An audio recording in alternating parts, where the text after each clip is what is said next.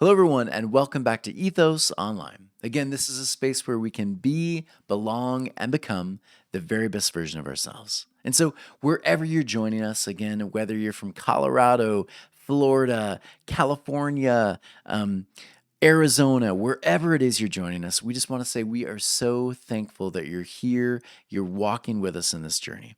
Because again, we do so much research every week and so much time putting these videos together because we think this book deserves the time and the energy that is needed to really interpret it well. And so that's what we do here at Ethos Online. We continue to move through these books of the Bible, these poetic pieces, these prophetic musings. We do all of that because we think it's so important and it's such a beautiful book that it should take time and energy to be put into it. And so that's what we do here at Ethos, and we're so happy you're walking with us today. And so we are delving into the book of Genesis. We are moving through this. We're at chapter 15, but before we step into it, we want to give a reminder of why this book is written in the first place, right? So again, Babylonian captivity. This is why the book is written in the first place, right? 587 BC, Israel, this tiny little nation, this tiny little tribe of people, they are consumed by the Babylonians, this huge beastly empire.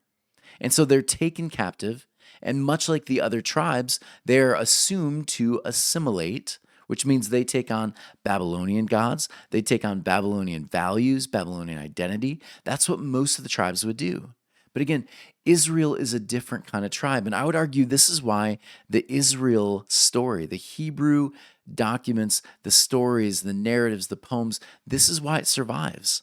Because they felt as a people, it's so important that they hold on to what it meant to be a Hebrew. And so this is why Torah is written. It's a direct response to the fears of assimilation, losing their identity, their stories, their understanding of the divine, the universe, the world. They didn't want to lose it. And so they compile Torah, Genesis, Exodus, Leviticus, Numbers, Deuteronomy. They compile all of the oral traditions and they put them together. And so this is why when you understand Torah, you understand Torah is really, it's poetry. It's songs, it's mythology, it's prophetic warnings from kings and prophets telling Israel, look, if we go back this direction, this will happen. But if we go this direction, we might break some cycles and we might create some really beautiful new things. This is what Torah is. And this is why when Torah was brought out by the rabbis, whenever the rabbis would sit and they would share from Torah, everyone would lean in. They would lean in because they knew there was about to be life given. And so today, I hope you lean in. I hope you step into the mystery of Torah. I hope you enjoy this teaching today over chapter 15. And so as we move through Genesis, as we're in chapter 15, we've met Abraham, right? Abraham, the founder of Israel. That's what the word Abraham means. Abraham is the one that's going to usher in this new reality for Israel, right? Abraham is the one who breaks tradition. He breaks from polytheism to monotheism. He steps away from the traditions, the identity of the old, and he says, we're going to break these and we're going to step into the new. We feel like God is creating something new, and we want to step in it as he opens it up for us. So this is Abraham, and this is the story of Abraham. And so chapter 15 today, we're gonna delve into the second part of chapter 15 and finish this chapter today. So last week, though, we talked about chapter 15 is a chapter about firsts, right? We talked about it's the first time the phrase "the word of the Lord" is used, and that's used over and over again, over 100 times in the Old Testament. 100 times the word of the Lord, right? The idea that the divine has spoken and now it's time for us to listen. This is the first time that's brought up. Another place you'll find is the first time that you'll see the phrase "fear not." Fear not. This idea when God is present, fear not. First time this is brought up, you'll see it over and over again in the Old Testament, right? Torah. Another time, first time God is called a shield. And so you'll see this over and over again. Psalm, you'll find it. Proverbs, God is our shield, our protector. This idea, first time, chapter 15. This is where you'll see it. And then lastly, it's the first time that anyone is said to have believed in the Lord. And again, this is a really heavy idea if you're a Hebrew. It means I trust fully and believe that even though I don't see, the footsteps are already placed before me, and I can walk in faith knowing that the promise is true. This whole idea, this is center for what Israel is. And it's the first time this is brought up in chapter 15. So 15 is really, really important if you are an Israelite, a Hebrew, a Jew. It's the first time you encounter these two promises, right? So it's broken up into two promises. First encounter happens at night in the vision. And then today, we're going to look at this vision that it happens at sundown. And it's partially where he's like sleeping. It's like a dream. So I'm going to read to you chapter 15, 11 through 21 today. So here we go. Follow along with me. And the birds of prey descended upon the carcasses, and Abram drove them away.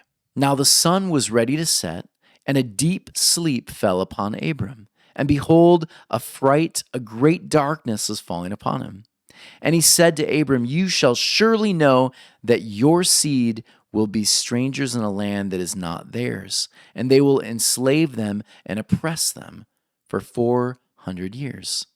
And also the nation that they will serve will I judge. And afterwards they will go forth with great possession. So after 400 years, right, they'll get the blessing. They'll live in it.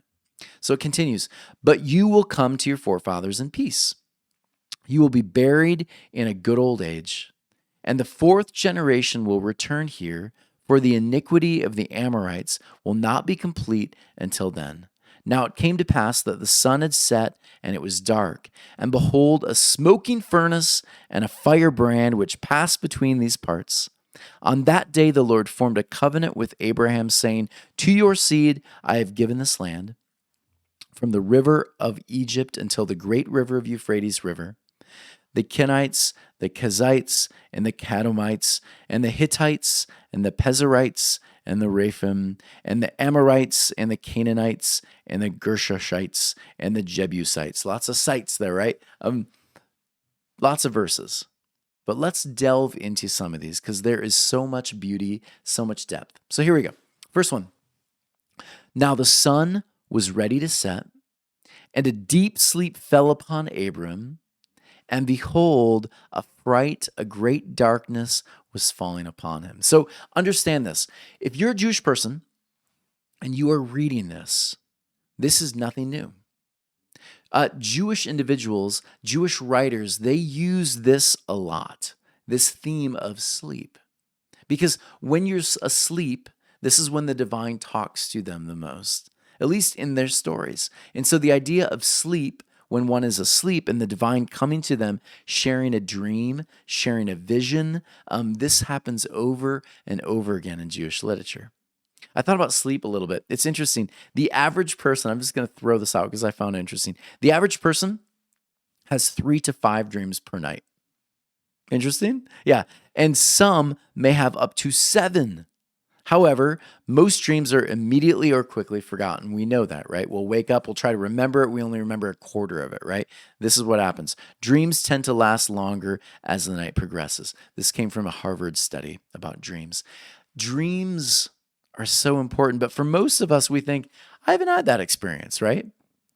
I can't barely remember my dream from last night, let alone I couldn't tell you specifics of the dream, like Abraham, other ones. When you think of dreams in the Bible, you'll think of Daniel, right? He interprets these dreams. Joseph, he has dreams, and then he interprets dreams. He remembers them vividly, right? Jacob has a dream of the staircase to heaven. He remembers it vividly. I can't remember what I ate last night, let alone what I dreamed about. But here's the thing. Rather than focusing on the literalism of it, did it really happen exactly like this or not? Go deeper, right? The idea here is that the divine speaks to Abraham, the founder. The divine speaks and shares something heavy, something weighty, right? Something worth listening to. I like what Rashi says about dreams. Israel is a nation that dreams of what could be, for the good or the bad. Dreams are the warning and or promise narratives of potential futures. We must be a people that watch our dreams closely. So understand this as a Hebrew, when you're reading these, you are thinking bigger. You're thinking of your nation because remember, the story of Genesis is really Israel miniaturized through every one of the tellings. And so to be a Hebrew is to be someone who dreams of a better future. They dream of new ways to resolve conflict. They find new ways to bring peace, shalom, nothing missing, nothing broken. To be a Hebrew, to be a Jew, was to be constantly dreaming. Divine dreams about tikkun olam, right? When the world is restored. That's what it meant to be a Jew, to dream dreams. Beautiful, right? Let me keep going. And he said to Abram, you shall surely know that your seed will be strangers in a land that is not theirs, and they will enslave them and oppress them for 400 years. Now, here's the thing about this verse. Many commentaries, they'll try to say, oh, yeah, this is literal, right? Because, in Egypt, there were 200 years, but then you can add another 200 for the wander and all of this. The reality was maybe 210 years max is where they would have been in Egypt. And then add another maybe 50 for Babylon, right? Would not have gone up to 400 exactly. Because 400 was something deeper if you're an Israelite, if you are a Jew. When you read the word Hebrew, when you read the word 400, the idea of 400 in the Hebrew, it actually meant something far deeper. And let me explain what I mean by that. A friend of mine, she's had to move back into her house, her old house with her parents, her old bedroom, because she's lived with some freedom for quite a while. But what happened was when COVID hit, she lost her job. And then all these new restrictions took place. It was really difficult for her to make a living. And so she packed her things up, sold a bunch of her belongings, and then she went to mom and dad and said, can I move back in? She said it was really, really difficult. So many emotions mixed with it. But one of the big ones was her pride. She said it was so hard because she knew so many of her freedoms she was going to lose. And really, this is the deep idea behind here. Israel goes back to captivity. Israel loses some of its independence. But I love what my friend Erin said. Here's what she said about going back home.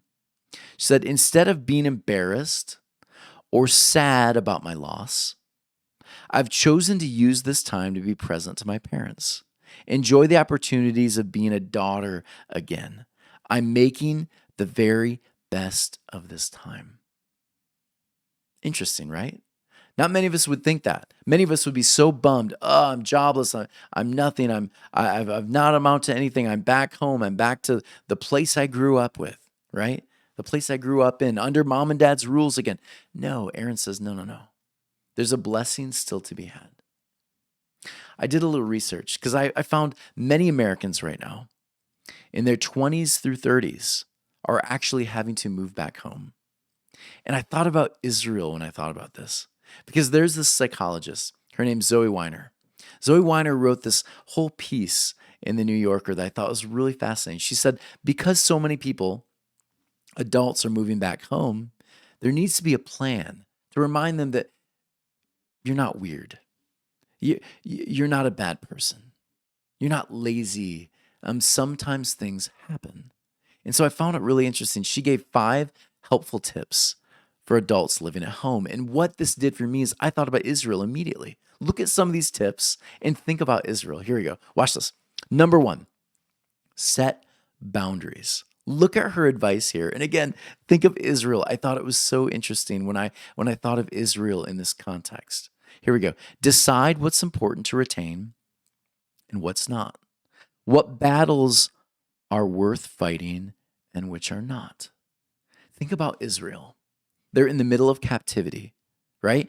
Babylon, Medo-Persia, Egypt, Rome. They are captives over and over and over again. They spend more time in captivity than they're not, right? They spend more time in captivity than experiencing freedom, it seems like. And so they're back in captivity. And here's a piece of advice that I think Zoe would have given them: set boundaries, Israel. Decide which battles you want to fight, because you don't need to fight every battle while you're in the middle of captivity. You can say, these are the important things. These are the things we choose as a people to worship one God. Right? We choose as a people to hold on to some of our values. But sometimes you can also flourish in places like, well, going back home, having your old bedroom, right? You can still find ways to flourish, but you must set boundaries. Think about us right now in the culture we're living in. We can still thrive, but we have to learn to set boundaries, right? Because our culture is not all bad, but there are definitely some pretty sick things in our culture. But if we learn to set boundaries, we can thrive in the middle of captivity. Beautiful. Another thing she said I thought was interesting. She said, make the space you're living in your own. She said, find ways to make the temporary space home through rituals, community, investment, and more. I love this. Rather than being an angry set of people, right? We're so mad, we're so distraught, and we're going to make your life hell, Babylon. Here's what Israel learns to do, and especially through the teachings of Jesus, right? Israel says, Babylon's our home now. Egypt is our home now. Jesus says, Rome is our home now. And if it's our home, then we are going to find ways to make this space shalom. And this is why Jesus says, and it's so profound, he says, heaven, kingdom of heaven, the kingdom that we've been waiting for, it's already here. Because we will flourish anywhere. And if it means we flourish in captivity, then we flourish in captivity, right? Even though we may not agree with everything around us, we're going to make this space our own. We're going to continue creating ritual. We're going to invest in community. We're going to do things to make Babylon heaven on earth. And so you may not agree with things in our culture right now. And you don't have to, right? You don't have to agree. But if you're a Christ follower, then Christ's example is make heaven right here. Learn to flourish. Make the space your own. Number 3, participate in the responsibilities. I thought, this is so good, right? This is profound. And again, this is over and over again, the ideas of Jesus ring true through Zoe's perception of adults living at home again.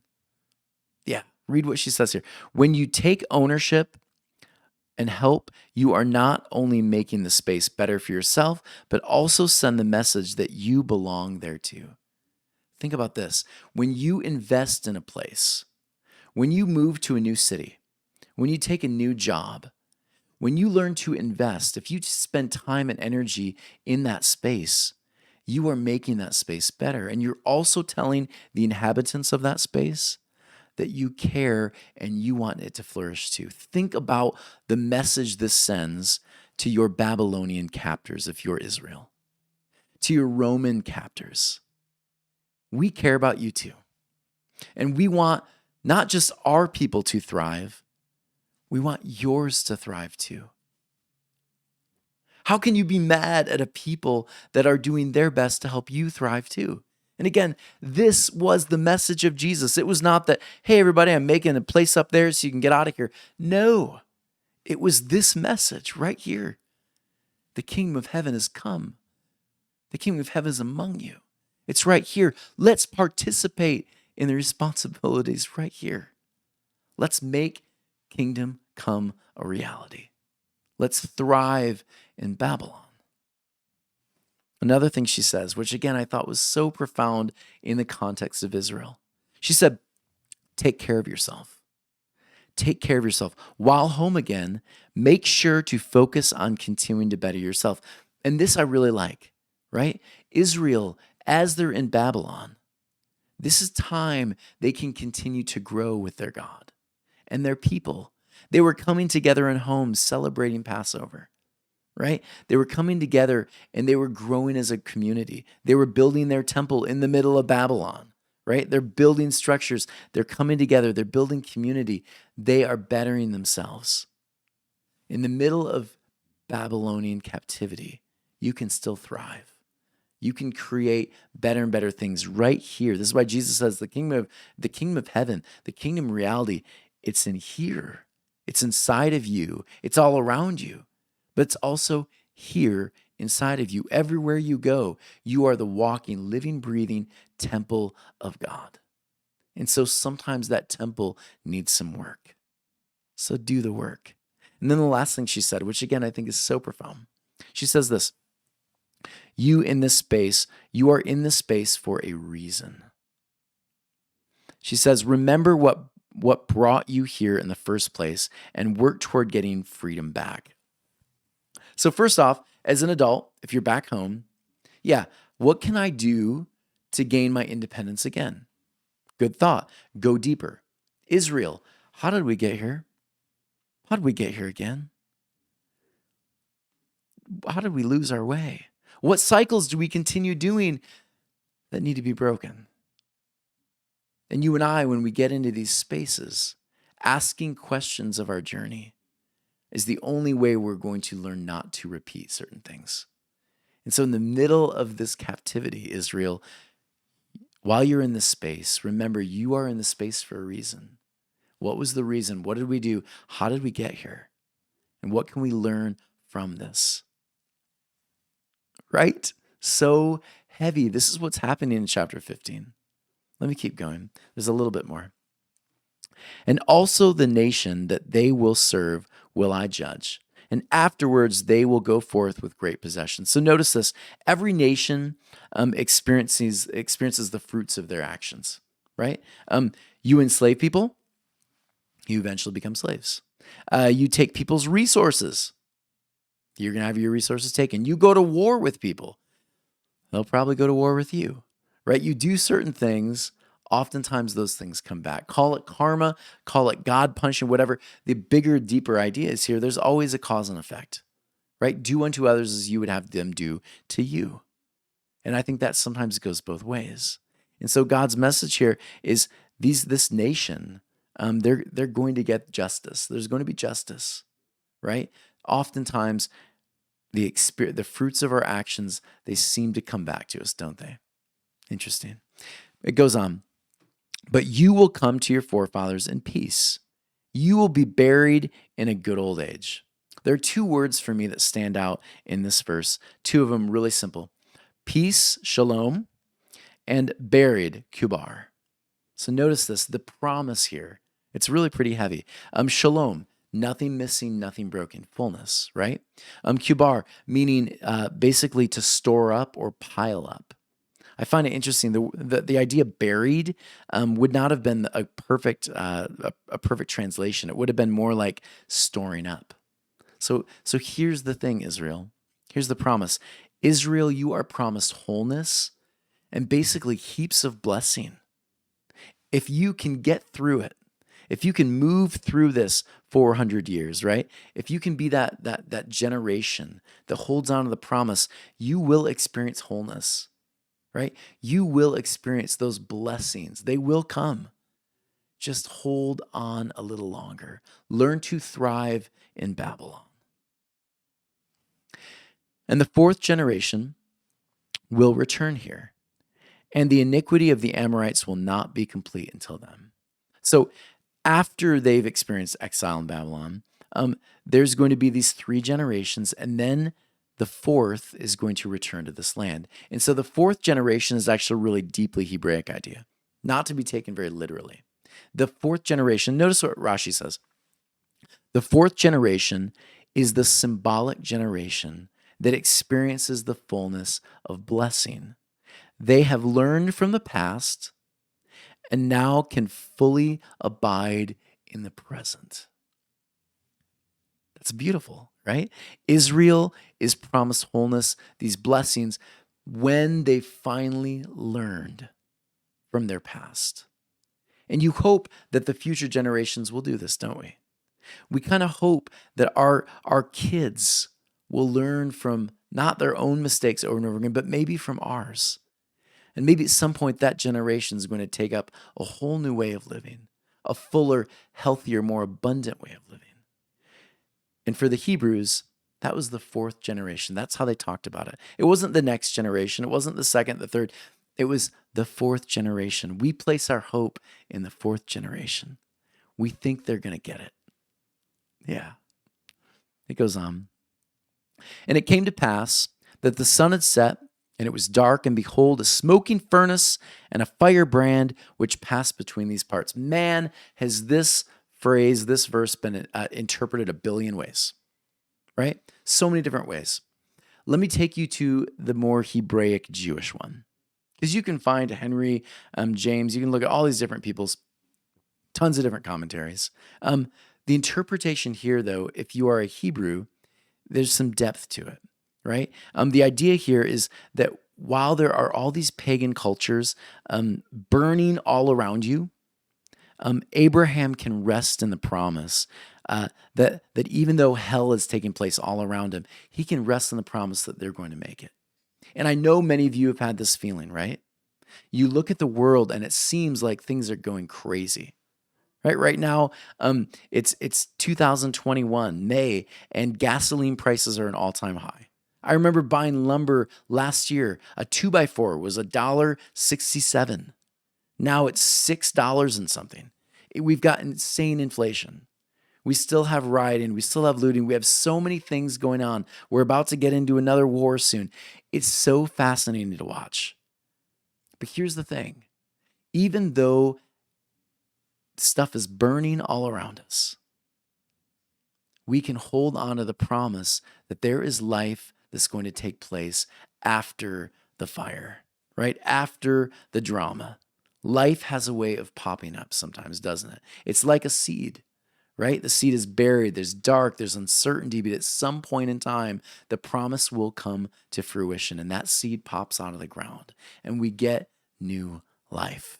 This is the interpretation that the Jews held on to when they read chapter 15. And it's so heavy, right? There's so much depth to this promise. And so then the promise. On that day, the Lord formed a covenant with Abram, saying, to your seed I have given this land, from the river of Egypt until the great river of Euphrates River. And then we go through the names of the knights, right?